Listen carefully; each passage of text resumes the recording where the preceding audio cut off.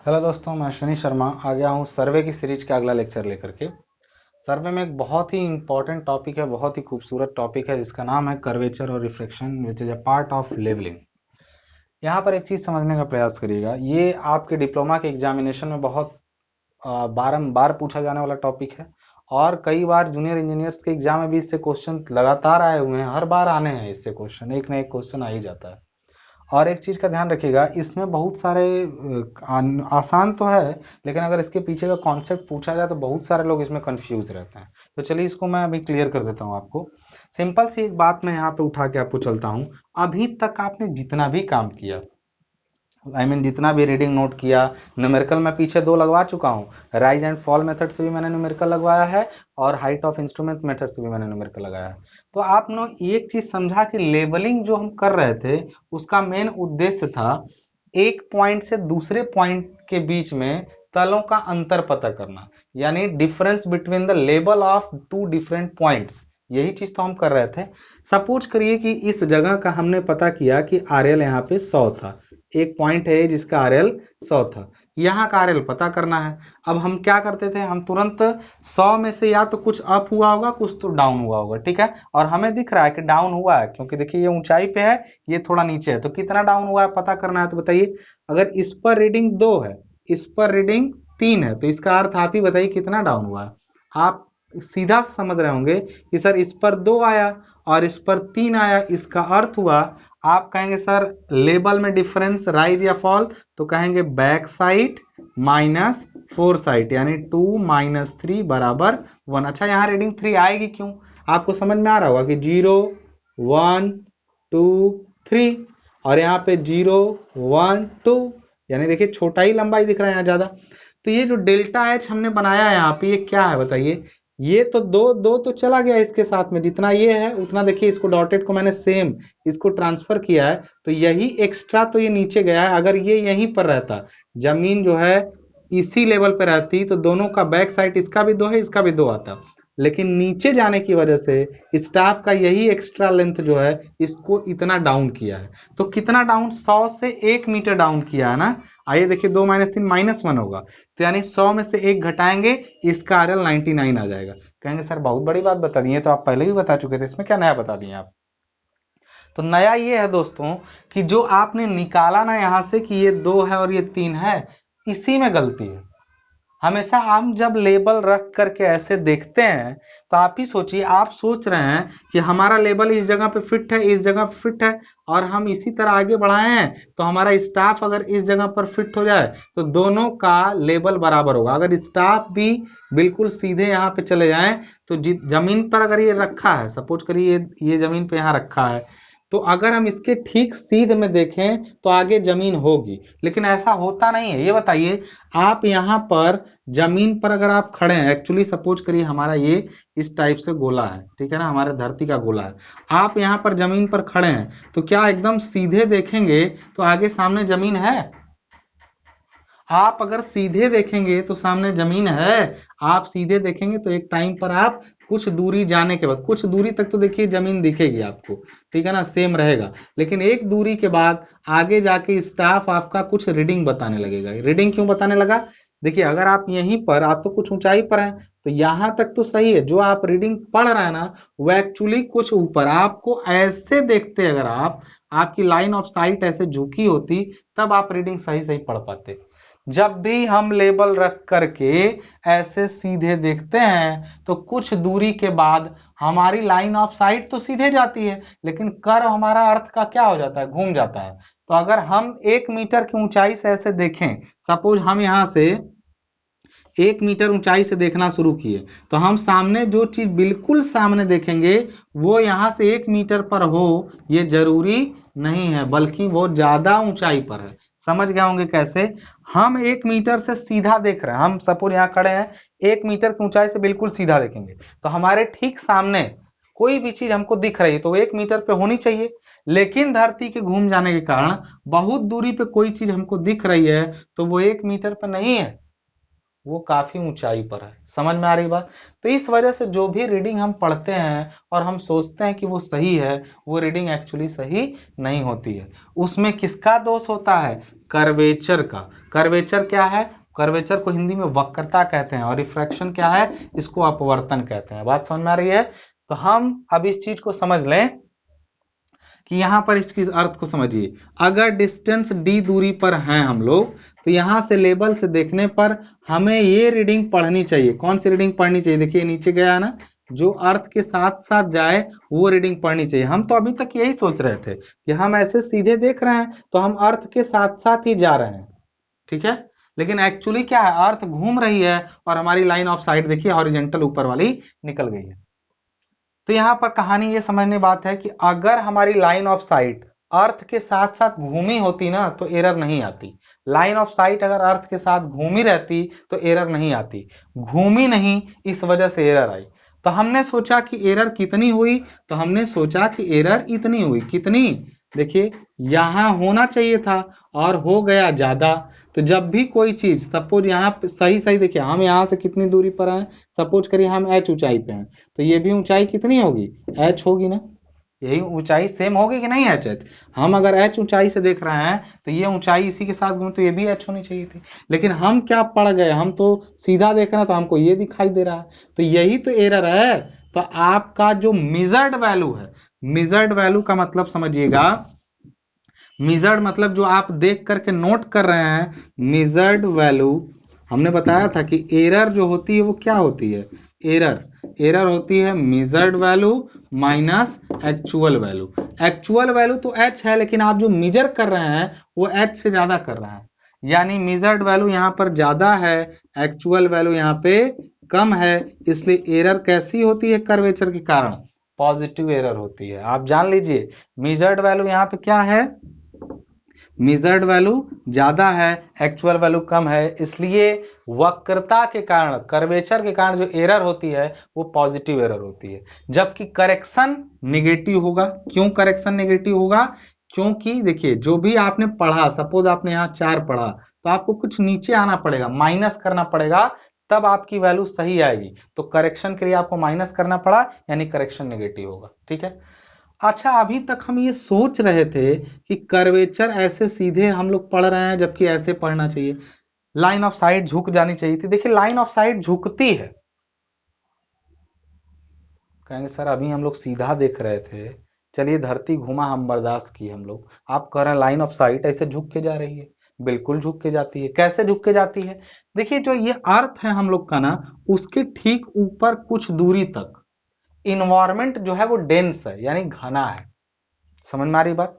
और लाइट की एक प्रॉपर्टी होती है कि लाइट जब ऐसे आगे जाता है तो अगर माध्यम सघन हो तो झुक जाता है, और माध्यम विरल हो यानी रेयरर हो तो वो रेयरर मीडियम की तरफ उड़ जाता है। तो हम लोग जानते हैं कि जब लाइट हम लोग की ऐसे जाती है तो पृथ्वी के निकट सघनता हो जाने के कारण लाइन ऑफ साइट का थोड़ा सा झुकाव हो जाता है।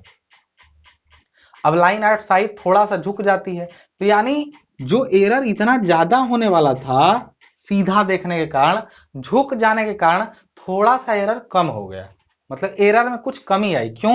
क्योंकि देखिए हम लोग सोच यहां जाता तो बहुत अच्छा रहता, लेकिन हम सीधा सोचे, सीधा ना जाके हल्का से झुका है और हल्का से झुकने के कारण एरर में कमी आई है।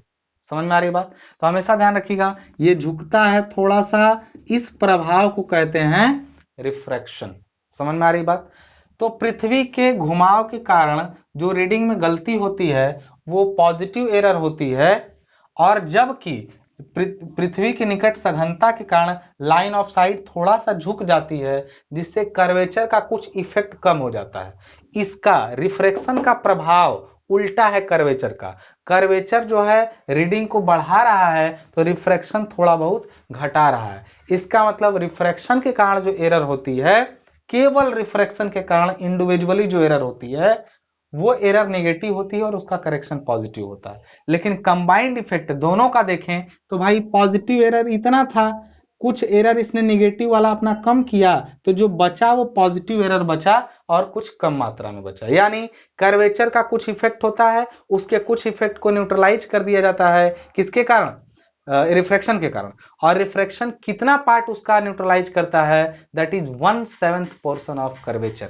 That means 1/7 portion of curvature is neutralized by effect of refraction which is the property of light. समझ में आ गई बात आपको? अब हम लोग यहां पर ये देखते हैं कि अगर हम लोग इस इफेक्ट को न्यूट्रलाइज कर ही रहे हैं तो कौन कितना पार्ट करता है। ये आपने देखा कि 1/7 पार्ट करता है। तो पहले ये तो पता कर लें कि अच्छा एक चीज और है कि अगर हम डिस्टेंस d को और बढ़ा लें, सपोज करें डिस्टेंस d को हम लोग और बढ़ा रहे हैं और आगे स्टाफ रखते हैं, स्टाफ को और आगे रखते हैं, तो देखिए ये एरर पहले इतनी थी, ये दूरी तो देखिए समान बनी रहेगी, ये अभी भी अच्छी है, और ये एरर देखिए बढ़ती जा रही है, एरर काफी ज्यादा क्या हो रही है, बढ़ती जा रही है।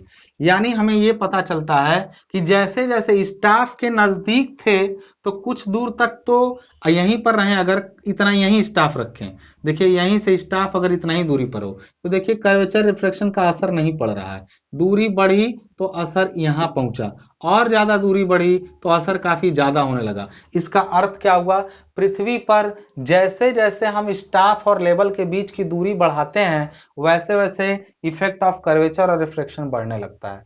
बात समझ में आ रही होगी। अब कितना होगा उसको भी जरा देख लेते हैं, ठीक है। अभी सबके बारे में 1 बाय 1 हम लोगों ने देखा इसको कि क्या असर पड़ रहा है। अब चीज यहां पर समझिएगा। सबसे पहले देखिए अगर हम लोग यहाँ पे समझें कि ये हमारा ऐसे गोला है, ठीक है, पूरा ही बना देता हूं मैं, पूरा ऐसे बना दिया।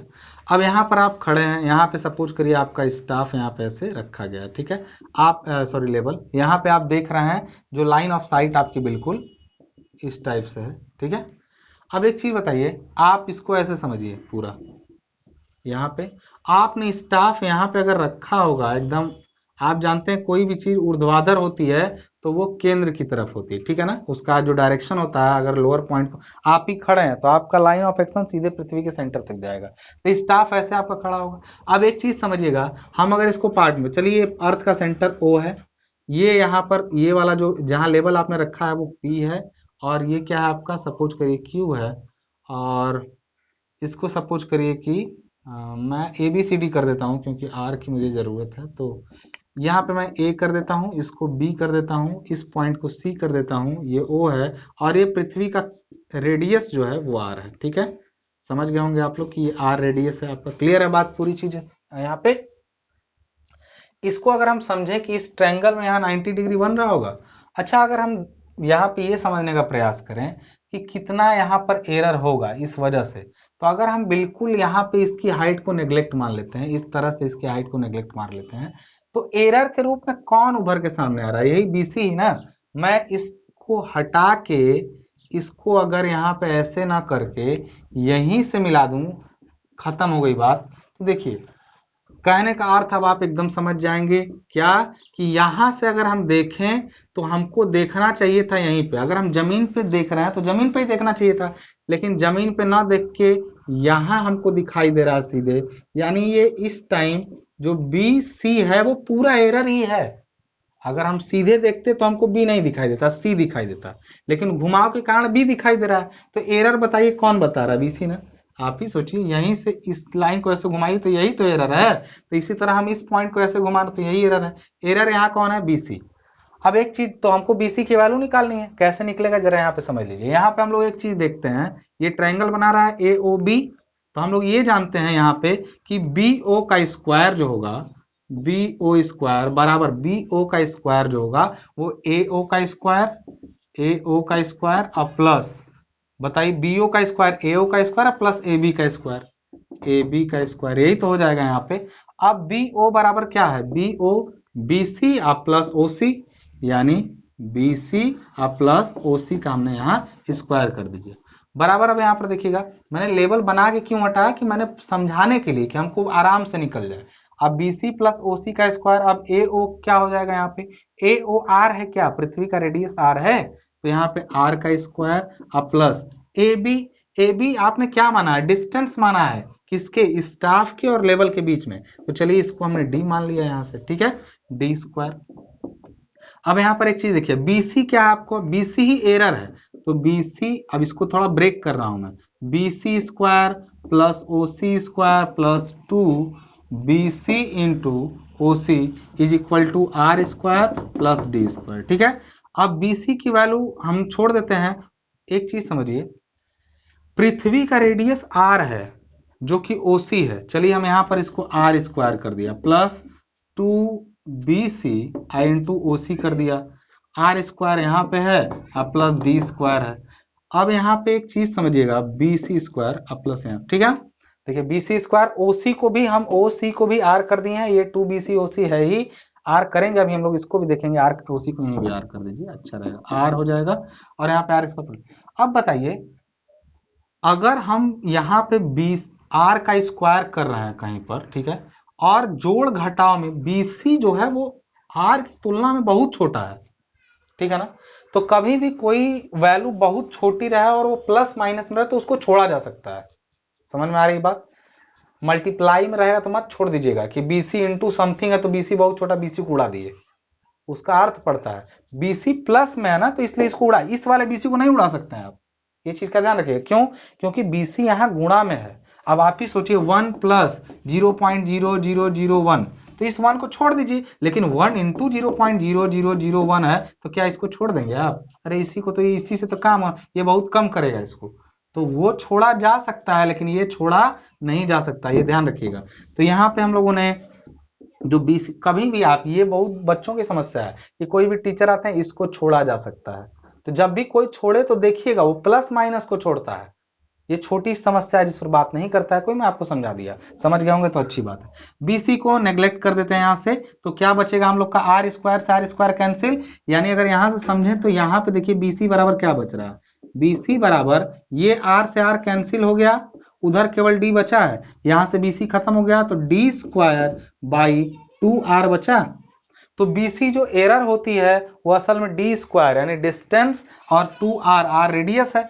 अब एक चीज बताइए, इसी में R का वैल्यू जनरली R बराबर कितना होता है? जनरली R का वैल्यू जो लिया जाता है वो लिया जाता है R इज इक्वल टू, देखिए 6400 किलोमीटर रेडियस माना जाता है, लेकिन एक्चुअली 6370 किलोमीटर एवरेज रेडियस होता है अर्थ का, ठीक है ना। हमने BC को इसलिए डाला कि भाई बताइए OB में OC जब 6300 किलोमीटर है, भाई 1.5 मीटर 2 मीटर स्टाफ का उसमें जोड़ने जाए हम, इसलिए छोड़ दिए उसको।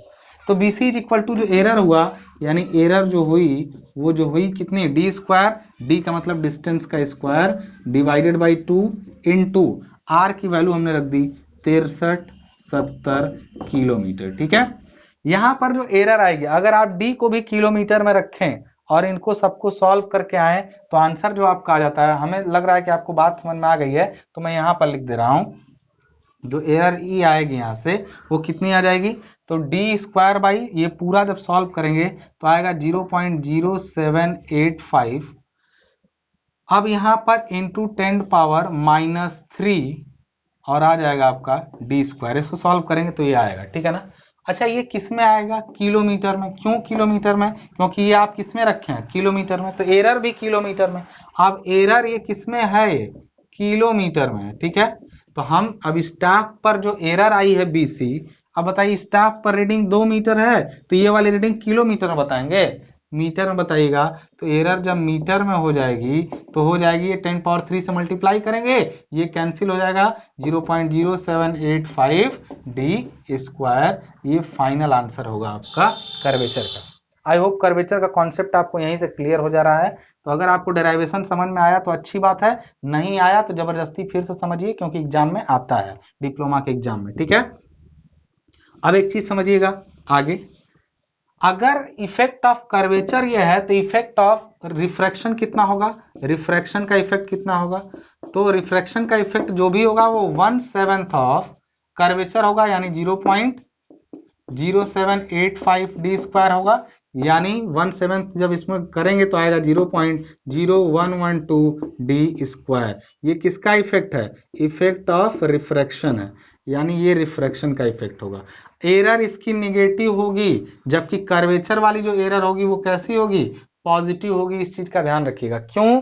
क्योंकि आप जब भी इसकी कर्वेचर की वजह से रीडिंग को ज्यादा पढ़े हैं, जबकि रिफ्रैक्शन की वजह, सपोज एक सीधी जमीन रहती, ऐसे सीधा जमीन रहता, आप यहां देखते ये कर्वेचर, हमारी धरती सपोज एकदम गोल नहीं रहती, तो रिफ्रैक्शन के कारण, कर्वेचर तो नहीं होता लेकिन रिफ्रैक्शन के कारण हमारी लाइन ऑफ साइट झुकती ना, केवल रिफ्रैक्शन, सपोज कर्वेचर है ही नहीं दुनिया में, तो रिफ्रैक्शन अगर होता तो सपोज करिए रिफ्रैक्शन का अलग से इफेक्ट क्या पड़ता, आपको सही रीडिंग यही होती, कर्वेचर नहीं होता तो, कर्वेचर नहीं होता तो यही सही रीडिंग होती, लेकिन आप ये पढ़ते क्यों, क्योंकि लाइन ऑफ साइट आपकी झुक जाती, किसके वजह से, रिफ्रैक्शन। तो रिफ्रैक्शन ने, जो आप केवल रिफ्रैक्शन का अकेले इफेक्ट देखें तो रिफ्रैक्शन इस वैल्यू को घटा रहा है, यानी measured value this which is less and actual value is this which is greater, that is why effect of refraction individually is negative।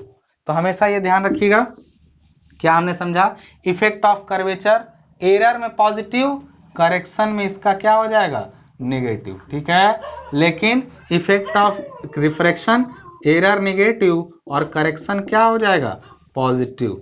अब हम एक चीज को यहां पर सीधे समझ लेते हैं कि ये पूरा जो इफेक्ट बना था यहां से यहां तक, यहां से यहां तक जो इफेक्ट बना था, देखिए ध्यान से, ये इफेक्ट, तो ये इफेक्ट कितना हुआ, ये हुआ 0.0785 डी स्क्वायर, ये छोटा सा इफेक्ट ये कितना हुआ, ये हुआ 0.0112 डी स्क्वायर। जो बच्चा दोनों का कंबाइंड इफेक्ट जब निकालेंगे, कंबाइंड मतलब आपको जो करना पड़ता है एक्चुअली, आप देखिए किसी एक का इफेक्ट तो लेते नहीं है, आपको दोनों का इफेक्ट लेना पड़ता है, तो कंबाइंड इफेक्ट जो होता है वो 0.0673 डी स्क्वायर, और ये कैसा एरर होगा, एरर कैसी होगी, पॉजिटिव, और करेक्शन जब करना होगा तो 0.0673 डी स्क्वायर का नेगेटिव करेक्शन आपको करना पड़ेगा। कैसे ये समझ में आया है, ये मेन कंबाइंड है, क्योंकि देखिए धरती पे कर्वेचर और रिफ्लेक्शन दोनों है। कभी कभी एमसीक्यू में जेई वालों के लिए ये पूछ देता है अकेले अकेले कि कितना इसका होगा कितना इसका होगा, तो आप लोग ये ध्यान रखिएगा कि इसका जब भी कोई स्टाफ रीडिंग पढ़े हम, ठीक है, स्टाफ रीडिंग हमने पढ़ी 4 मीटर, तो वो 4 नहीं है, उसको कुछ कम करना पड़ेगा, कितना कम करना पड़ेगा, इतना कम करना पड़ेगा, डिपेंड करता है कि वो कितनी दूरी पर रखा है लेवल से। समझ में आ गई चीजें, आई होप चीजें एकदम क्लियर है आपको कि कैसे कैसे इफेक्ट ऑफ कर्वेचर और रिफ्लेक्शन क्या है। तो इनके बारे में थोड़ा सा थ्योरी लिख करके इनको आप समझा देंगे, क्या लिखना है, बुक से मदद ले सकते हैं या नोट से मदद ले सकते हैं, ठीक है। तो अगर आपको ये समझ में आ चुका हो तो ये बताइए, जितना भी रीडिंग आप नोट करते गए आज तक सब तो गलत हो गया। कैसे गलत हो गया, कैसे कि आपने किया क्या कि जितनी भी रीडिंग आपने अभी तक नोट की अपने बुक से या न्यूमेरिकल वगैरह लगाए, सारी रीडिंग आप एक एक को नोट करते, आप पढ़ते यहाँ से 4 मीटर, 4 मीटर नहीं है भाई, उसको सही करो। इसका भी एक उपाय है, आपको रीडिंग सही नहीं करनी पड़ेगी। कैसे नहीं सही करनी पड़ेगी, हमेशा ध्यान रखिएगा।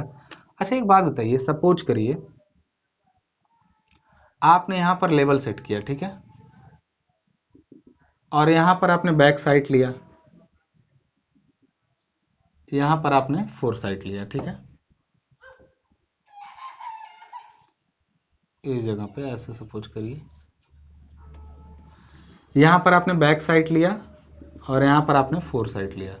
दोनों के तलों में अंतर बता सकते हैं कितना होगा लेवल में, यहां पर रीडिंग अगर 2 हो और यहां 3 हो तो आप कहेंगे कि सर इनके तलों में अंतर है 1 मीटर का। कैसे, अभी अभी मैंने समझाया था कि 2 - 3 करेंगे।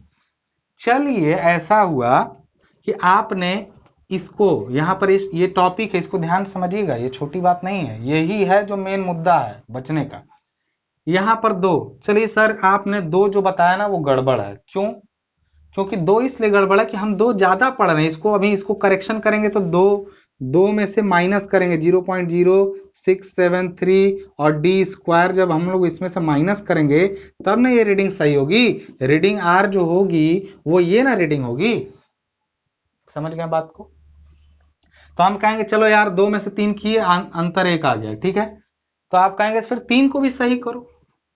तो 3 को भी अगर आप सही करेंगे ऐसे, तो 3 वाली रीडिंग को भी आप क्या करेंगे, 3 - 0.0673 और यहाँ पर d2 स्क्वायर कर दीजिए, यहाँ पे इसको d1 कर दीजिए। ये अगर d1 दूरी पर हो और ये d2 दूरी पर हो तो d1 और d2, अब अंतर निकालना हुआ तो आप क्या किए थे, 2 - 3 किए थे, तो अब आप क्या करेंगे, अब आप करेंगे सही रीडिंग, यानी 2 - 0.0673 d1 स्क्वायर और फिर आप माइनस करेंगे 2 में से ये वाली रीडिंग, ये वाली रीडिंग सही कितनी है, 3 - 0.0673 d2 स्क्वायर। एक चीज बताइए, यहां से जब 2 माइनस ये करेंगे तो आ जाएगा आपका, सपोज करिए ये वैल्यू, फिर से वही लिख दे रहा हूँ, 0.673d1 square minus 3 plus 0.0673d2 square, यही आया आपका।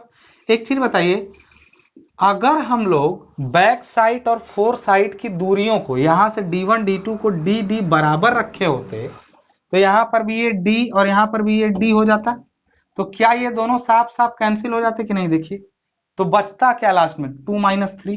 इससे क्या निष्कर्ष निकला? इससे ये निष्कर्ष निकला कि जब भी हमको दो बिंदुओं के बीच में अंतर निकालना रहे और एक बिंदु कुछ दूरी पे, दूसरा बैक साइड लिए, फोर साइड लिए, तो हमेशा अगर आपको बचना है ना, कैसे बचना है बताइए, कि हमें उस रीडिंग को लिए उसको भी कैलकुलेटर लेके सही करें, फिर इसको भी सही करें, तो नहीं सही करना है तो बस ये कोशिश करिए कि लगभग इससे भी उतनी ही दूरी पर हो जितना इससे हो, लगभग इससे उतनी दूरी पर हो जितना इससे हो, तो अपने आप ही हम सीधे चाहे 2 माइनस 3 करें, चाहे इसको सुधारें और इसको सुधारें, उनका अंतर करें, बात एक ही होगी। यानी अर्थ क्या समझे हम लोग इससे, कि अगर बैक साइड और फोर साइड की दूरियां आपस में बराबर कर दी जाएं तो कर्वेचर और रिफ्रैक्शन का इफेक्ट अपने आप न्यूट्रलाइज हो जाता है, and this process is known as balancing of side. Balancing of side. Balancing of sight is the process of eliminating the effect of curvature and refraction. Balancing of sight is the process of eliminating the effect of curvature as well as refraction. I hope things are clear now. तो आप लोगों ने समझ लिया कि curvature और refraction का क्या इफेक्ट पड़ रहा है। इससे रिलेटेड आपकी कोई क्वेरी हो, न्यूमेरिकल्स आप चाहें तो इससे लगाते रहिएगा, कोई डाउट हो तो मुझसे पूछिएगा। आपका ये कंप्लीट जो ये एग्जाम में आपके आने वाला है, इसको आप ध्यान रखिएगा, अच्छे से पढ़िएगा। अगर पढ़े हैं तो सर इतना इलेबोरेटिक लेक्चर आपको इसका नहीं मिलेगा, बिलीव करिए मेरा। ठीक है, मिलते हैं नेक्स्ट लेक्चर में, तब तक के लिए शेयर सब्सक्राइब करते रहिए वीडियो को और अपने दोस्तों तक भी वीडियोस को पहुंचाइए। Thank you.